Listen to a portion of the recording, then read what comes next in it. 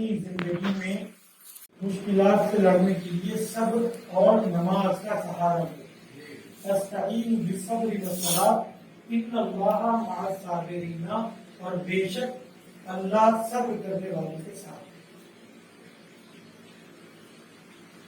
سلسلے گفتگو کی یہ 5ویں تقریر ہے، جس میں ہمارا عنوان سخن یہ ہے حسینی طرز زندگی، کہ امام حسین علیہ السلام کی زندگی کے اصول کیا ہے، امام کا لائف سٹائل کیا ہے۔ اس ضمن میں 2 پہلوؤں سے گفتگو ہو سکتی ہے۔ ایک امام کی ذاتی زندگی کے بارے میں گفتگو کی جائے کہ امام کیا پہنتے تھے، کیسے سوتے تھے، کیسے جاگتے تھے، ان کا اپنے گھر والوں کے ساتھ برتاؤ کیا تھا، رشتہ داروں کے ساتھ برتاؤ کیا تھا، شیعوں کے ساتھ برتاؤ کیا تھا، حاکمان وقت کے ساتھ ان کا رویہ کیا تھا۔ تو بعض مسائل جو طرز زندگی اور لائف سٹائل کے بارے میں آتے ہیں، اس کا تعلق کبھی کبھی اس مقام کے کلچر سے اور اس علاقے کے تمدن سے ہوتا ہے۔ مثال کے طور پر، اور اس کی پیروی، ان تمام باتوں کی پیروی ہر کسی کے لیے نہ لازمی ہے نہ ممکن۔ مثال کے طور پر سرور کائنات اپنے زمانے میں ابا اور خبا پہنتے تھے، تو یقیناً یہ لباس پیغمبر ایک اعتبار سے سنت رسول بھی ہے، مگر اس کی پابندی ہر جگہ ممکن نہیں۔ آج کے زمانے میں آپ اونٹ پر سوار نہیں ہو سکتے کہ سرور کائنات اونٹ پر سوار ہوتے تھے، تو آج آپ اونٹ پہ نہیں سوار ہوں گے، بلکہ زمانہ بدل گیا، ٹیکنالوجی بڑھ گئی، تو آپ موجودہ دور کے وسائل سے استفادہ کریں۔ تو پھر ہم طرز زندگی کے عنوان سے کن باتوں کو یہاں پر پیش کریں، کن باتوں کا تذکرہ کریں؟ تو در حقیقت ہم یہاں پر ان اصول اور ان قوانین کو بیان کریں گے جو امام کی زندگی میں حاکم تھے اور جو ہر دور میں قابل اتباع بھی ہے، یعنی اس کا اتباع کرنا، اس کی پیروی کرنا ممکن۔ اور اس کے ضمن میں ہم نے اب تک جو باتیں کہی ہیں، سب سے پہلی جو تقریر تھی کہ امام عالی مقام کی زندگی میں جو چیز محور تھی، جس کی بنیاد پر آپ زندگی گزارتے تھے، وہ تھا اللہ کی ذات پر ایمان اور اخلاص۔ آپ کا ہر کام اللہ کی ذات کے لیے تھا، اللہ کی خوشنودی کے لیے آپ امور انجام دیا کرتے تھے۔ دوسرا اصول جو امام کی زندگی میں ہمیں ملتا ہے وہ ہے قدر دانی، یعنی جو لوگ آپ کے ساتھ نیکی کر رہے ہیں اور آپ کے ہاتھ کے نیچے کام کر رہے ہیں، آپ کی بات سن رہے ہیں، اخلاقی ذمہ داری ہماری یہ ہے کہ ان کی قدر شناسی کریں، چاہے وہ بیوی بچے ہوں، چاہے دفتر میں ہاتھ کے نیچے کام کرنے والے لوگ ہوں، اور جو کوئی بھی آپ کے ساتھ نیکی کرے، احسان کرے، آپ کی مدد کرے، آپ کے ساتھ اچھا برتاؤ کرے، آپ کا طریقہ اس کے ساتھ یہ ہونا چاہیے کہ آپ اس کی قدردانی کیجیے۔ کہ ہم نے امام کی سیرت میں دیکھا کہ کربلا کے اس تپتے میدان میں جہاں پر چوطرف سے امام کے اوپر مصیبتوں کا ہجوم تھا، اس کے باوجود آپ کو اس اہم انسانی قانون کی طرف توجہ تھی، اور آپ ایک ایک شہید کے شہادت کے وقت اس کے سراہے جاتے اور اس کی تمجید کرتے، اس کی تعریف کرتے، اس کو تشویق دلاتے، گھر سے ملتے تو کہتے کہ تمہاری ماں نے تمہارا نام کتنا اچھا رکھا کہ تمہیں گھر سے یاد کیا، یا پھر جناب جون سے جا کر کہا کہ اللہ تمہارے چہرے کو سفید کرے اور تمہارے بدن کو خوشبودار کرے اور اللہ تمہیں کامیابی عطا فرمائے۔ تو یہ جو الفاظ ہے، جبکہ وہ جناب ابوذر کے غلام تھے، مگر اس کے باوجود امام نے ایک غلام کو اہمیت دی۔ وجہ کیا ہے؟ وجہ یہ ہے کہ وہ شخص راہ حق میں، راہ خیر میں امام کے ساتھ آیا۔ جو کوئی ہمارے ساتھ اچھائی کرے، نیک کام میں آگے آئے، ہماری اخلاقی ذمہ داری بنتی ہے کہ اس کی ہم قدر شناسی کریں۔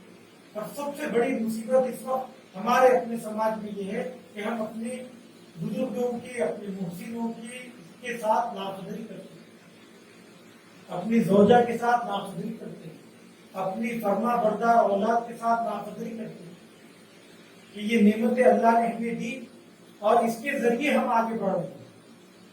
اور ایک اصول جو میں نے ان تقریروں میں امام کی زندگی سے آپ کی خدمت میں پیش کیا تھا وہ تھا خدمت خلق۔ امام کی زندگی میں ایک نمایاں خصوصیت یہ تھی کہ آپ لوگوں کی خدمت کیا کرتے تھے، لوگوں کے کام آیا کرتے تھے، معنوی ہدایت بھی کرتے تھے اور مادی مدد بھی کرتے تھے۔ اپنی پیٹھ پر غذا کا بوجھ اٹھا کر لوگوں کے درمیان خیرات کرتے تھے، انفاق کرتے تھے، لوگوں کی مدد کرتے تھے اور یہ کام اتنی کثرت سے انجام دیتے تھے کہ اس کی وجہ سے امام حسین علیہ السلام کی پشت پر زخم آ گیا۔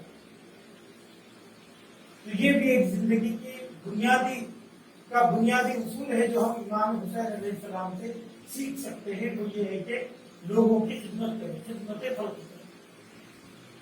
آج جو بات آپ کی خدمت میں پیش کرنی ہے وہ یہ ہے کہ زندگی کا ایک اصول جو امام کی زندگی پر حاکم تھا اور جس کی امام نے تلقین کی اور اپنے خطبوں میں، اپنے اخبار میں جگہ جگہ جس کی جانب متوجہ کیا، وہ ہے صبر،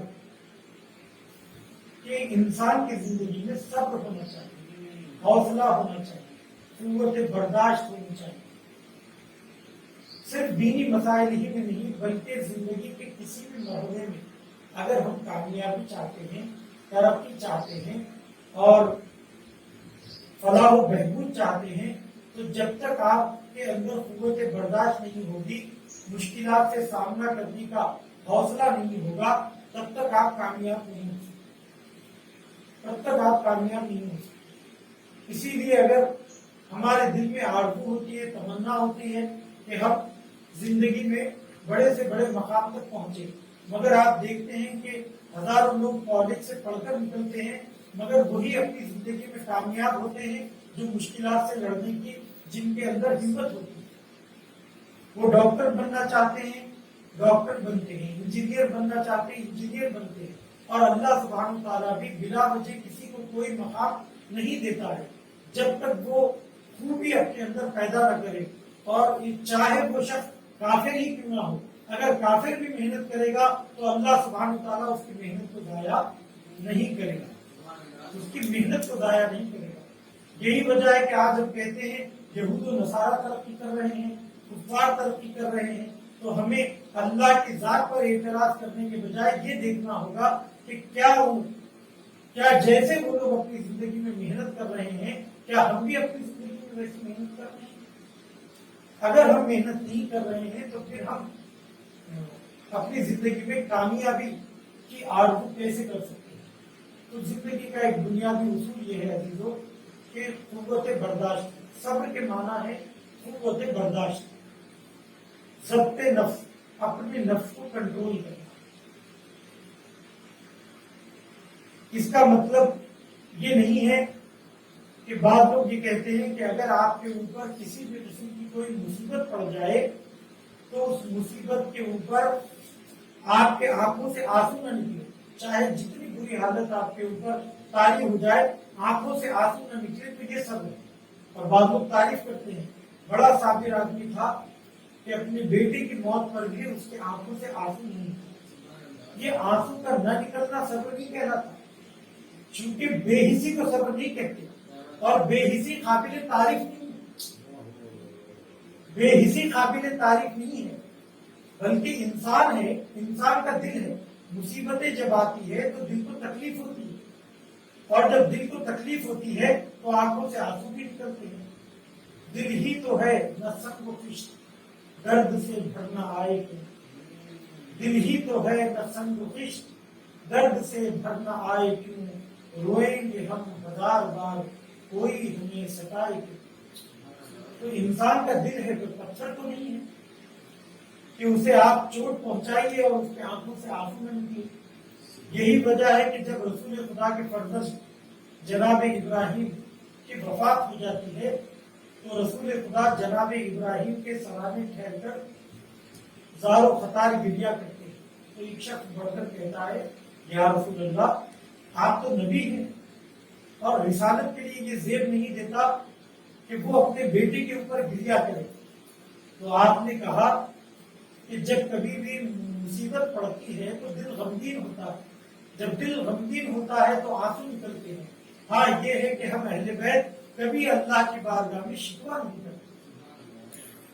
تو رونے سے منع نہیں کیا گیا کہ انسان کی فطرت ہے اور فطرت پر پابندی نہیں لگا سکتا، انسان کی فطرت پر پابندی نہیں لگا سکتے، رونا انسان کی فطرت ہے۔ جب کبھی بھی مصیبت آئے تو عزیزان گرامی، ضبط نفس کا نام اور برداشت، قوت برداشت کا نام صبر ہے، اور یہ صبر زندگی میں انتہائی درجہ لازمی ہے۔ چنانچہ ارشاد ہوا کہ اللہ سبحانہ تعالیٰ یہ فرماتا ہے کہ اللہ کی رحمت اسے نصیب ہوتی ہے، کامیابی اسے نصیب ہوتی ہے کہ ان تصبروا وتتقوا یاتوکم من فورہم 50,000 من الملائکۃ المصوبین۔ جب جنگ احد میں مسلمان جنگ ہار جاتے ہیں رسول خدا کی نافرمانی کے نتیجے میں، تو یہ سب کے سب مدینہ منورہ پلٹ کر آ جاتے ہیں۔ ہاری ہوئی فوج جس میں 70 سپاہی مسلمانوں کے شہید ہو جاتے ہیں اور بے شمار لوگ زخمی حالت میں مدینہ منورہ آ جاتے ہیں، اور مشرکین کو کامیابی نصیب ہوتی ہے۔ جب مشرکین فتح پا جاتے ہیں تو ان کے دل میں خیال آتا ہے کہ یہ ہاری ہوئی فوج ہے، اگر ان کے اوپر حملہ کر دے تو ان کا صفایا ہو جائے گا اور کوئی خطرہ ہم کو مسلمانوں سے باقی نہیں رہے گا۔ اب وہ لوگ اپنی طاقت سمیٹ کر دوبارہ مدینے پر حملہ کرنے کے لیے نکل پڑے۔ جب نکل پڑے تو پروردگار عالم نے وحی کی رسول خدا کو اور دشمن کی اس چال سے باخبر کیا۔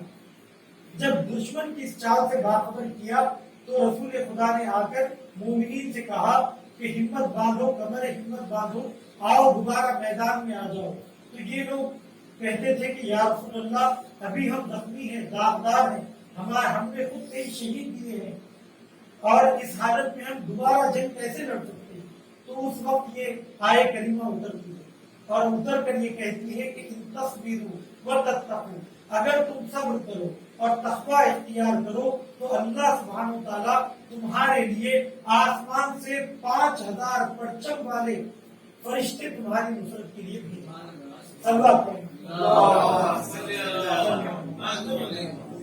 تو پتہ یہ چلا کہ اگر ہم نصرت پروردگار چاہتے ہیں تو صبر کرنا ہوگا، تقوی اختیار کرنا ہوگا۔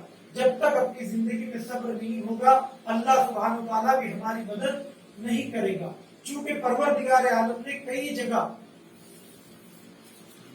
یہ طے کیا ہے کہ کوئی بھی شے کسی بھی شخص کو بغیر استحقاق کے اس دنیا میں نہ دے۔ اگر وہ ایک عمل انجام دیتے ہیں تو اس کے ریاکشن میں پروردگار عالم ان کے ساتھ جو کیے ہوئے وعدے کو پورا کرتا ہے۔ مثلا پروردگار عالم نے کہا ادعونی استجب لکم، تم مجھ سے دعا مانگو میں تمہاری دعا کو قبول کروں گا۔ تو دعا اگر ہمارے قبول ہونا ہے تو اس کی شرط کیا ہے کہ ہم خود پہلے دعا کریں، اللہ کی بارگاہ میں دعا کریں تو پروردگار عالم ہماری دعا کو قبول کرے گا، یا پھر اگر ہم صبر اختیار کریں تو پروردگار عالم ہماری مدد کرے گا۔ تو شرط اس بات کی ہے کہ زندگی میں کامیابی چاہتے ہیں تو قوت برداشت ہونی چاہیے، صبر ہونا چاہیے، اور یہ صبر اس وقت تک ممکن نہیں ہے جب تک اللہ کی ذات پر ایمان نہ ہو۔ اسی لیے جو شخص اللہ کی ذات پر ایمان نہیں رکھتا ہے، وحدانیت کو نہیں مانتا ہے، کسی خدا کو نہیں مانتا ہے، دہریہ ہے اور کہتا ہے کہ یہ دنیا خود بخود وجود میں آ گئی، اس کا کوئی بنانے والا نہیں ہے، تو ایسا شخص مصیبتوں کے وقت اپنے آپ کو تنے تنہا پاتا ہے، جب اس کا کوئی دستگیر نہیں ہوتا ہے، کوئی مددگار نہیں ہوتا ہے، کہیں سے وہ وابستہ نہیں ہوتا ہے، تو اپنی مصیبتوں کو برداشت نہیں کر پاتا ہے، آخر میں وہ خودکشی کرتی ہے۔ کتنے ایسے ترقی کرنے والے اور سیلیبریٹیز ہیں جنہوں نے بڑا مقام پایا، کافی دولت کمائی، مگر جب وہ اس دنیا سے گئے تو اطمینان سے دنیا سے نہیں گئے، بلکہ جب وہ اس دنیا سے گئے ہیں تو وہ پریشان تھے اور انہوں نے خودکشیاں کی ہیں، بے چینی کا اظہار کیا ہے. کیوں؟ اس لیے کہ اگر آپ مشکلوں سے لڑنا چاہتے ہیں، زندگی کے اس سفر میں کامیاب ہونا چاہتے ہیں، تو اللہ کا سہارا ضروری ہے، اللہ کی مدد ضروری ہے، اللہ کی یاد ضروری ہے، اللہ کا ذکر ضروری ہے. اور کیوں؟ اس لیے کہ اللہ کا ذکر ہی دلوں کو اطمینان بخشنے والا ہے، دلوں کو سکون بخشنے والا ہے. اللہ بذکر اللہ تطمئن القلوب، آگاہ ہو جاؤ کہ اللہ کے ذکر سے تمہیں اطمینان ملے گا. یا چنانچہ ایک اور آیت کریمہ میں ارشاد ہے، وَمَنْ أَعْرَضَ عَنْ ذِكْرِي فَلَهُ مَعِيشَةً ضَنْكًا، جو میرے ذکر سے منہ موڑتا ہے تو میں اس کی زندگی کو سخت کر دیتا ہوں. بعض لوگ اس سے یہ سمجھتے ہیں کہ اللہ سبحانہ وتعالیٰ ہمیں بیماری میں یا فقر و تندرستی میں مبتلا کر دے گا. نہیں عزیزو، ایسی بات نہیں ہے.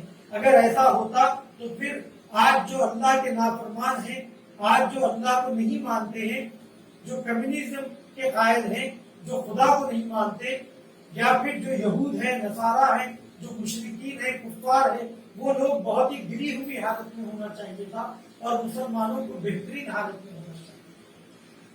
جبکہ ہم یہ دیکھتے ہیں کہ وہ لوگ پریشان حال ہیں. وہ لوگ پریشان حال نہیں ہے بلکہ ترقی یافتہ ہے. اس کو دیکھ کر ہم خود رشک کرتے ہیں. تو پھر کیا ہوا؟ اللہ نے تو یہ کہا کہ جو اللہ کے ذکر سے منہ موڑے گا اللہ اس کی زندگی کو سخت کر دے گا. بالظاہر ہمیں یہ لگ رہا ہے کہ مسلمان پریشان ہے اور جو مسلمان کے علاوہ دوسری اقوام ہے وہ خوش و خرم ہے اور اچھی حالت میں جی رہی ہے. تو اس آیت کے خلاف بات جا رہی ہے. تو پھر اس کا مطلب کیا ہوا؟ اس کا مطلب یہ ہوا کہ پروردگار عالم اس شخص سے جو اللہ کا ذکر نہیں کرتا ہے، اللہ کو بھلا دیتا ہے، اللہ کو یاد نہیں کرتا ہے، پروردگار عالم ان کی زندگی سے جینے کا مزہ چھین لیتا ہے، سکون چھین لیتا ہے. پیسہ ہے مگر چین و سکون نہیں، آرام نہیں، اطمینان نہیں. بعض اوقات ایک چپراسی کم سے کم تنخواہ پاتے ہوئے سکون کی زندگی گزارتا ہے اور ایک مینیجر بہترین دولت کماتے ہوئے، دھاندلی کرتے ہوئے، حرام کی دولت کماتے ہوئے اس کی زندگی میں سکون نہیں ملتا. تو سکون کا تعلق اللہ کے ذکر سے، اللہ کے ذکر سے ہے. تو جو اللہ کا ذکر کرتے ہیں پروردگار عالم ان کو سکون عطا کرتا ہے. جو اپنی زندگی میں قوت برداشت رکھتے ہیں پروردگار عالم ان کو کامیاب کرتا ہے. چنانچہ ارشاد ہوا کہ ان الذین آمنوا وعملوا الصالحات، کہ جو لوگ سلوات پڑھیں. ایک اور آیت ہے کہ ان الذین قالوا ربنا اللہ ثم استقاموا فلا خوف علیہم ولا هم يحزنون، کہ ان الذین قالوا ربنا اللہ، بے شک وہ لوگ جو یہ کہتے ہیں کہ ہمارا پروردگار، ہمارا پالنے والا صرف اور صرف خدا ہے. ان الذین قالوا ربنا اللہ، جو لوگ یہ کہتے ہیں کہ ہمارا پروردگار صرف اور صرف خدا ہے، ثم استقاموا، پھر وہ اس عقیدے کے اوپر ڈٹ جاتے ہیں، جم جاتے ہیں، ثابت قدم ہو جاتے ہیں، تو فلا خوف علیہم ولا هم يحزنون، تو پروردگار عالم ان کو یہ تحفہ عطا کرتا ہے کہ ان کی زندگی میں نہ کوئی غم ہوتا ہے اور نہ ہی انہیں کوئی خوف ستاتا ہے. نہ وہ اپنے ماضی سے غم زدہ ہوتے ہیں، نہ ہی اپنے آخرت اور اپنے مستقبل سے خوف زدہ ہوتے ہیں. انسان کو ہمیشہ اپنی آخرت کا خوف رہتا ہے کہ میرے مستقبل میں کیا ہوگا، میرے فیوچر میں کیا ہوگا. لیکن جس نے اپنے آپ کو اللہ سے وابستہ کر لیا، اللہ سبحانہ تعالیٰ اسے اطمینان نفس عطا کرتا ہے اور اسے وہ ایسی قوت عطا فرماتا ہے کہ وہ چین سے جیتا ہے اور چین سے مرتا ہے.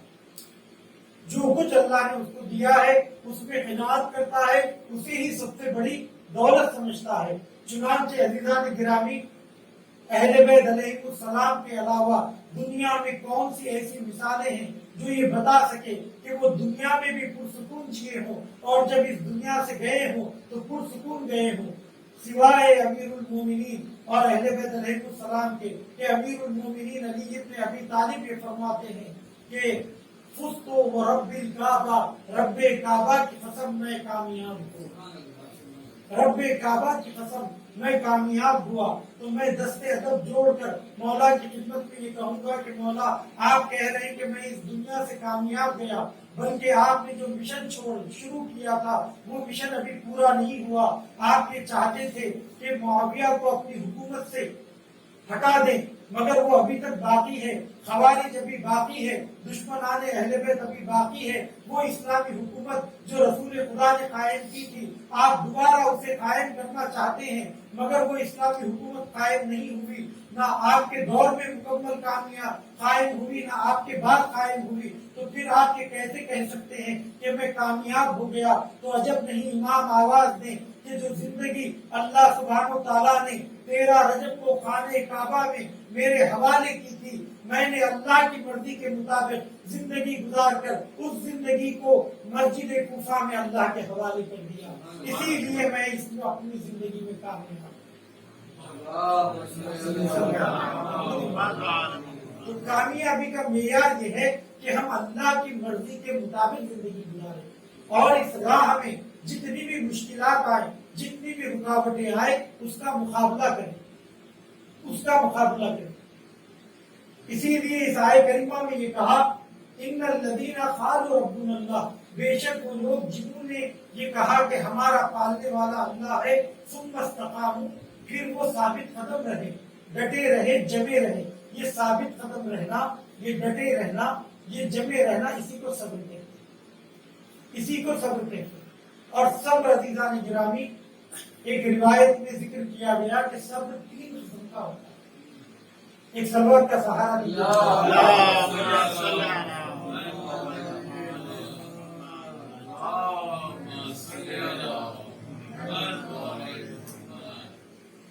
صبر کی 3 قسمیں ہیں۔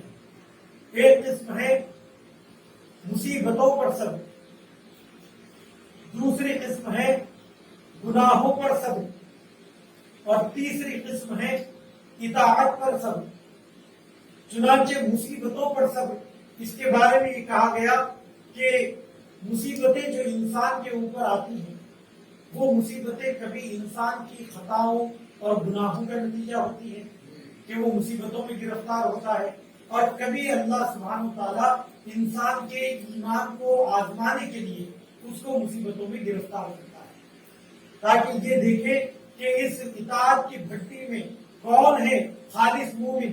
دعوے کرنا تو آسان ہے، اس دعوے پر جمے رہنا، اس دعوے پہ مکمل ہونا، یہ ہر کسی کے بس کی بات نہیں ہے۔ ہم سب دعوے ایمان رکھتے ہیں، لیکن اگر ابھی مصیبتیں آ جائے تو ہمارے ایمان کا پتہ چل جائے گا۔ اسی لیے اللہ سبحانہ تعالیٰ نے اس دنیا کو، جو کہ آزمائش کی بھٹی ہے، امتحان کی بھٹی ہے، انسان کو آزماتا ہے، اور کبھی اس کو نعمتیں دے کر آزماتا ہے، کبھی نعمتیں چھین کر آزماتا ہے، کبھی مصیبتوں میں گرفتار کرتا ہے، کبھی نعمتوں سے نوازتا ہے۔ بلکہ اللہ نے تو یہ کہا، حدیث قدسی میں موجود ہے، اذا احب اللہ عبدا غطہ بالبلاء غطہ، پروردگار عالم جس بندے سے بہت زیادہ محبت کرتا ہے اسے بلاؤں میں غرق کر دیتا ہے، بلاؤں میں غرق کر دیتا ہے۔ تو ہر مقام پر مصیبت گناہوں کا نتیجہ نہیں ہے، کبھی کبھی یہ مصیبتیں، یہ مشکلات ہمارے امتحان کے لیے ہے، اور کبھی یہ مصیبتیں ہمارے گناہوں کا کفارہ،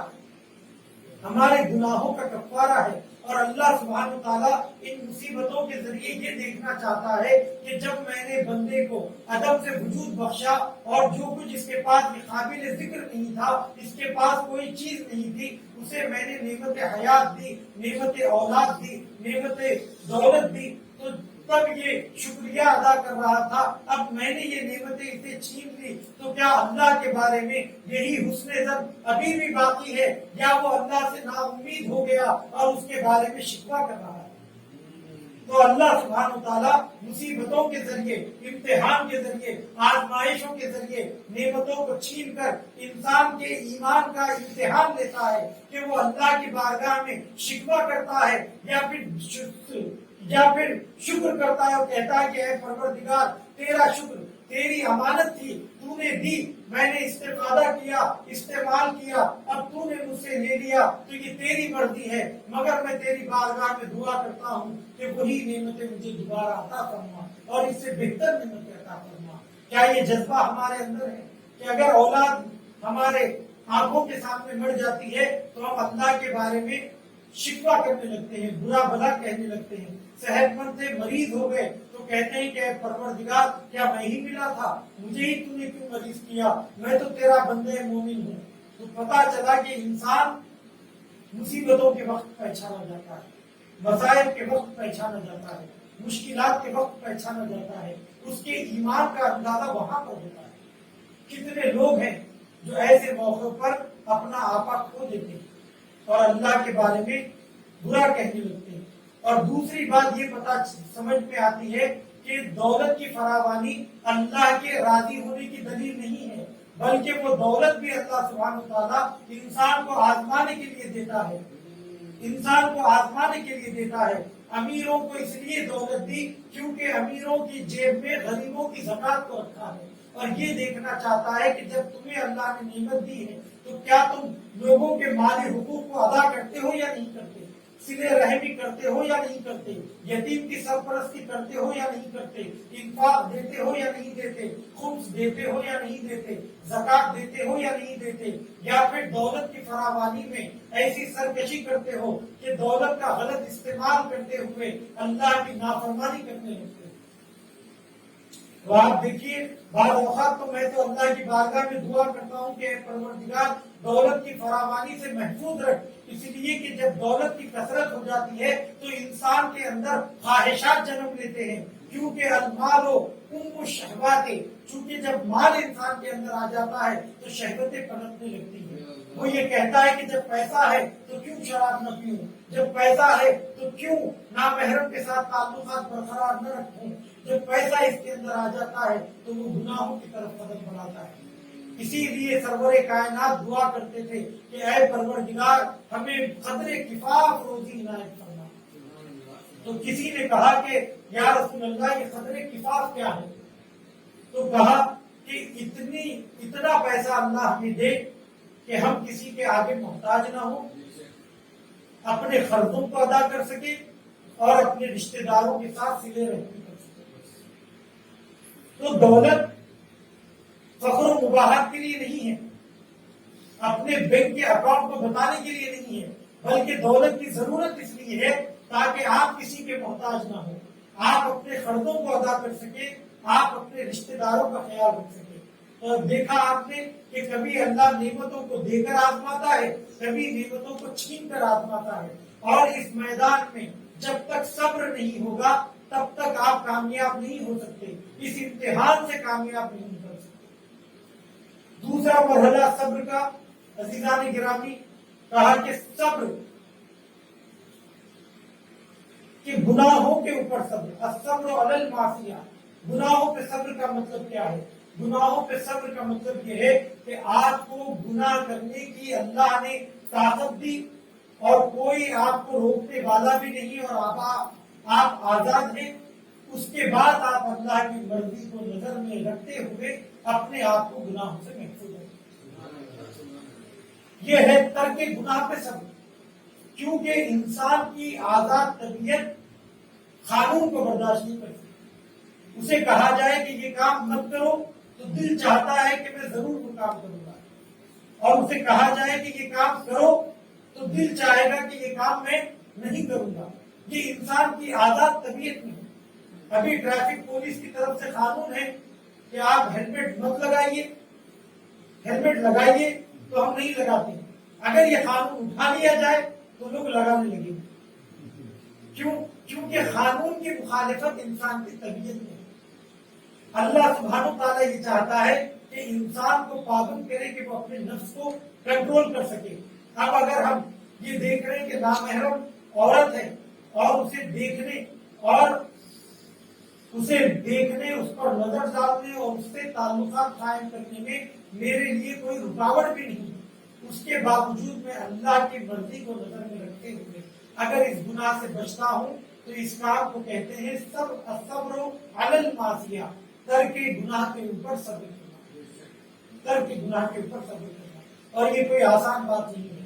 اگر ہم بڑھاپے میں اگر آ گئے یا ہم تندرست ہیں اور گناہ کرنے کے اندر ہمارے اندر صلاحیت نہیں ہے، اور اس وقت ہم کہیں کہ میں کسی نامحرم کو نہیں دیکھتا، میں دن بھر عبادت کرتا ہوں، تو یہ کوئی بڑی بات نہیں ہے۔ یہ اس وقت آزمانے کی بات ہے کہ جب آپ گناہ کر سکتے ہیں، لوگوں کا مال غصب کر سکتے ہیں، نامحرم پر نگاہ ڈال سکتے ہیں، اور آپ گناہوں عبادتوں سے منہ چرا سکتے ہیں، لیکن اس کے باوجود آپ اللہ کی مرضی کی خاطر اس گناہ کو ترک کریں اور اللہ کی اطاعت کریں۔ اس کے لیے اپنے نفس سے لڑنا پڑے گا، اور اسی نفس سے لڑنے کا نام، اسی نفس کو کنٹرول کرنے کا نام صبر، اسی نفس کو کنٹرول کرنے کا نام صبر۔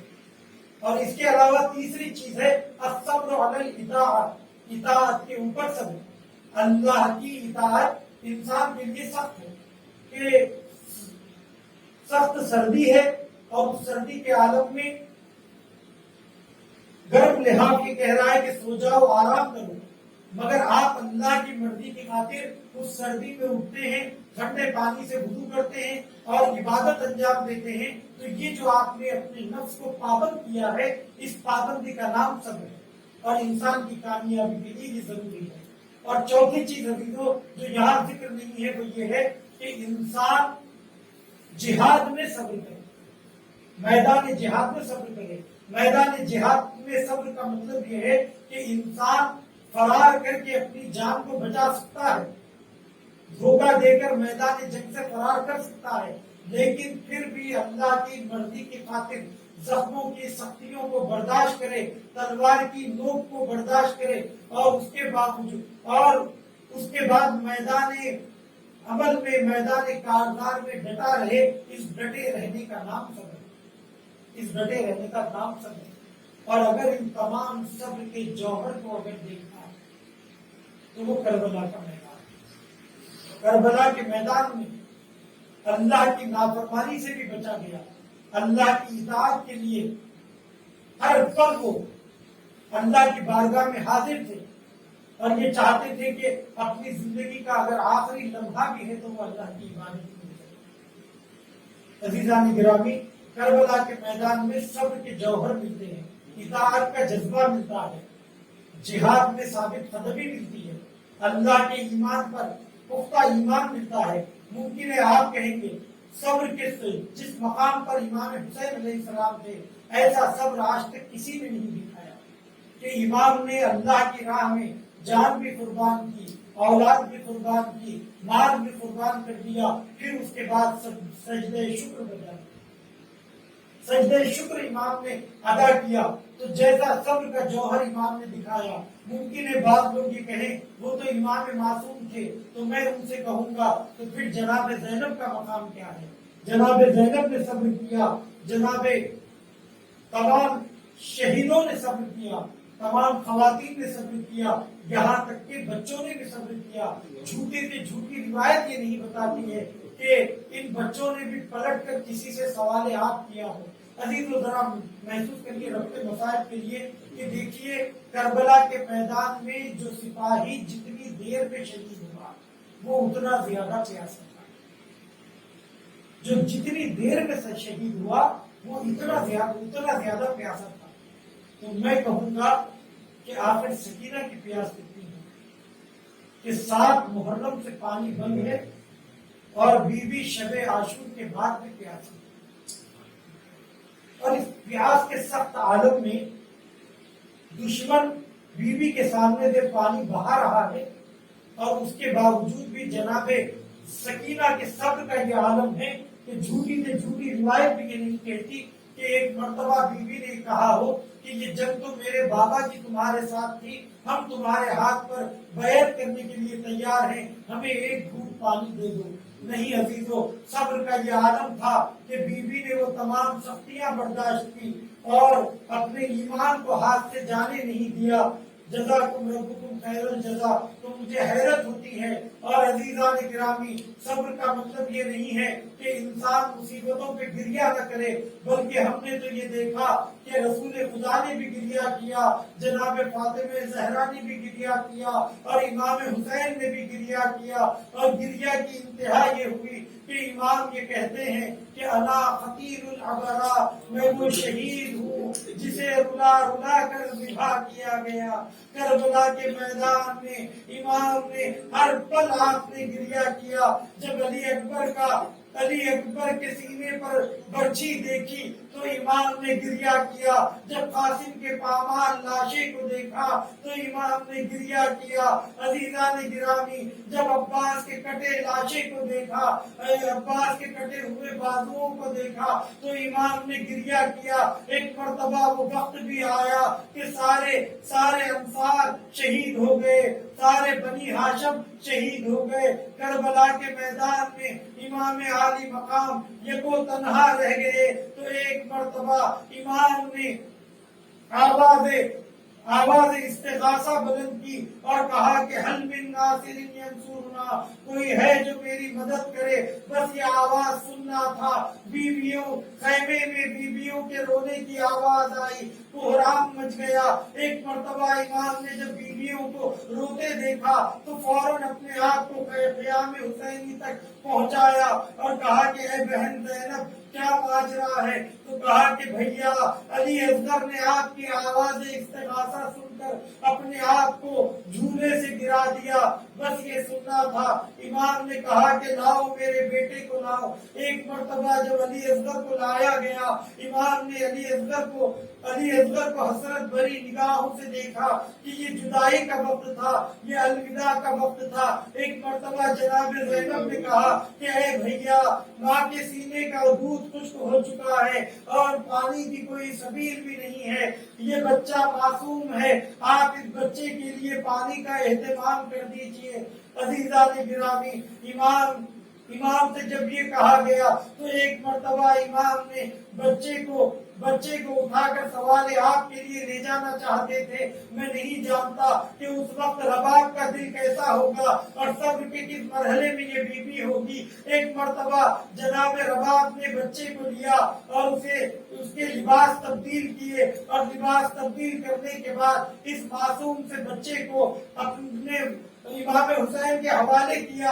आपने देखा होगा, आपके घर में भी बच्चे होंगे कि जब कोई छोटा बच्चा अपनी माँ से जुदा होता है तो रोते हुए पलट कर देखता है। जनाब अली असगर भी अपनी माँ को बार पलट कर देख रहे थे, गोया कह रहे थे कि है मादर गिरामी, ये मेरी आपसे आखिरी मुलाकात है। ये नन्हा सिपाही आपकी तरफ से मैदान कारदार में जा रहा है, मेरे हक में दुआ कीजिए। अजीजों, आपको अंदाजा है कि जनाब रबाब ने जनाब अली असगर को क्यों भेजा? इसलिए कि कोई माँ अपने बेटे को उस हालत में देख नहीं सकती जिस हालत में जनाब अली असगर थे। रिवायतों में मिलता है कि प्यास का वो गलबा था कि आंखों में हल्के पड़ गए, होठ सूख चुके थे। यहाँ तक के रिवायतों में मिलता है कि अली असगर की मिसाल उस मछली के मानी थी जिसे पानी से निकाला जाए, पहले वो मछली तड़पने की ताकत उसके अंदर होती है, लेकिन जब वो तड़प नहीं सकती है तो बस उसके होठ हिलने लगते हैं, सिर्फ हिलते रहते हैं। जनाब अली असगर की प्यास भी उस मरहले में थी कि जनाब अली असगर में इतनी ताकत नहीं थी कि अपने नाजुक से होठों को अपने लबों पर फेर सके। जज़ाकुम रब्बुकुम खैरल जज़ा। अज़ीज़ान गिरामी, खुदा आपको किसी गम में न रुलाए। मैं उन मजलूम शहीदों का तस्करा कर रहा हूँ कि जिन पर गिरिया करने न दिया गया। आज आपके पास वक्त है और आप मौजूद हैं, अल्लाह ने आपको तौफीक दी। आइए इमाम हुसैन को पुरसा दीजिए, जनाब रबाब को पुरसा दीजिए, जनाब ज़ैनब को पुरसा दीजिए, सैयदा कौनैन को पुरसा दीजिए कि कैसा मरहला है। एक मर्तबा इमाम हुसैन अलैहिस्सलाम मैदान कारदार की तरफ बढ़े, हाथों में मासूम सा बच्चा था। अजीजों, एक मर्तबा सुफरात से किसी ने पूछा कि किसी भी शख्स पर मौत से ज्यादा तल्ख चीज क्या है, तो उसने कहा कि किसी करीमुन नफ्स का किसी रहीम से सवाल करना। सवाक़िए कौसर के लिए कितनी सख्त मरहला था कि वो इन लहीनों से सवाल आप करते। इमाम ने सवाल आप किया। अजीजों, इमाम ने कहा कि तुम्हारी नजर में میں خطاکار ہوں تو یہ معصوم بچہ کسی مذہب میں گنہگار نہیں خیال کیا جاتا، تم اس کے لیے کم از کم پانی کا اہتمام کر دو۔ بس یہ سننا تھا کہ فوج منہ پلٹ پلٹ کر رو رہی تھی۔ ایک مرتبہ جب عمر سعد نے لشکر کا یہ رنگ دیکھا تو اس نے ہرملا کو بلا کر کہا اقطع کلام الحسین، حسین کے کلام کو قطع کر دے۔ بس یہ سننا تھا کوفے کا یہ تیر باہر تیر انداز، ایک مرتبہ اس نے تیر سے جناب علی اصغر کو کے گلے کو نشانہ بنایا، اور وہ تیر ایسا تھا عزیزان گرامی کہ 7 لوہے کی چادروں کو چیر سکتا تھا، اور ایسا تیر تھا جس کی ایک نوک نہیں، 2 نوک نہیں، 3 نوکیں تھی۔ ذرا تصور کیجئے، رباب کا معصوم سا بچہ اور تیرے سے شعبہ۔ ایک مرتبہ ہرملا نے تیر چلایا، جیسے ہی تیر کا چلنا تھا علی اصغر کے گلوئے مبارک پر آ کر لگا، اور کچھ اس تیزی سے لگا کہ بچے کی لاش منقلب ہو گئی، اور ایک خون کا فوارہ گلے سے نکلا جو امام کے ہاتھوں میں جمع ہو گیا۔ امام نے اس خون کو اپنے ہاتھوں میں لیا اور لے کر عزیزو اپنے چہرے پر مل لیا، اور خیمے کی طرف جانے لگے۔ 7 مرتبہ قدم بڑھایا اور پیچھے ہٹے، 7 مرتبہ قدم بڑھایا اور پیچھے ہٹے۔ میں سوچتا ہوں کہ امام کیوں آگے جا رہے تھے، کیوں پیچھے آ رہے تھے؟ عجب نہیں کہ امام آواز دے اور کہے کہ میں اس بات سے شرمندہ تھا کہ میں رباب کو جا کر کیا جواب دوں گا۔ عزیزو، جناب رباب کا صبر یہ ہے، بیٹے کی لاش کو دیکھ کر کہا کہ اے میرے لال، کیا اس سن کے بچے بھی ذبح کیے جاتے؟